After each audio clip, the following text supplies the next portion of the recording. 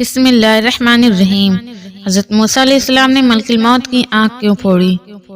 بخاری شریف میں حضرت ابو ہریرہ رضی اللہ عنہ سے روایت ہے کہ رسول اللہ صلی اللہ علیہ وسلم نے فرمایا کہ ملک الموت حضرت موسیٰ علیہ السلام کے پاس آئے اور آپ سے کہا کہ تم اپنے رب کا حکم مانو، یعنی موت کو قبول کرو۔ یہ سن کر آپ نے ملک الموت کی آنکھ پر تماچا مارا اور ان کی آنکھ پھوٹ گئی۔ اللہ تعالیٰ نے حکم فرمایا کہ پھر جاؤ میرے بندے کے پاس اور کہنا کہ اگر آپ زندگی چاہتے ہیں تو اپنا ہاتھ بیل کے اوپر رکھ دیں، پھر جس قدر بال آپ کے ہاتھ کے نیچے آئیں گے ان کی گنتی کے برابر اتنے ہی سال کی زندگی آپ کو دی جائے گی۔ ملک الموت نے حضرت موسیٰ علیہ السلام کو یہ پیغام پہنچا دیا۔ آپ نے فرمایا پھر کیا ہوگا؟ ملک الموت نے کہا کہ آخر پھر بھی موت ہی آئے گی۔ آپ نے فرمایا اگر یہی حال ہے تو میری روح ابھی نکال لو اور میرے رب سے مجھ کو قریب کر دو۔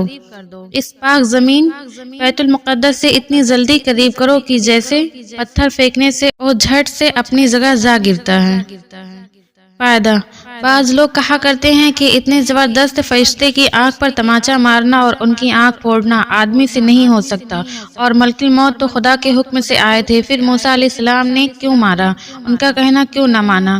اس سے معلوم ہوتا ہے کہ موسیٰ علیہ السلام کو دنیا کی زندگی بہت پیاری تھی، اور اس کا جواب یہ ہے کہ فرشتہ ملک الموت آدمی کی صورت میں آیا تھا، تو آدمی ہی سی طاقت اس وقت میں تھی، اس لیے چوٹ کی وجہ سے آنکھ پھوٹ جانا کوئی عجیب بات نہیں، اور ملک الموت کو حضرت موسیٰ علیہ السلام نے پہچانا نہیں تھا۔ یہ سمجھے تھے کہ کوئی آدمی جو روح نکالنے کا دعویٰ کرتا ہے، کیونکہ روح نکالنے کا کام سوائے فرشتے کے اور کوئی نہیں کر سکتا، اور یہ بھی غلط ہے کہ ان کو زندگی پیاری نہیں تھی۔ دیکھ لو، جب اللہ تعالیٰ نے دوسری بار زندگی بڑھانے کا پیغام دیا تو انہوں نے اس کو قبول نہیں کیا اور موت کو اختیار فرمایا۔ سبحان اللہ۔ مسلمان بھائیوں اور بہنوں، پیارے نبی کا جب بھی نام سنیں تو ایک بار درود پڑھ لیا کریں، اور اگر آپ اس چینل پر نئے ہیں تو پلیز چینل کو سبسکرائب کر دیں، اور ویڈیو اچھی لگے تو ویڈیو کو لائک کر دیں۔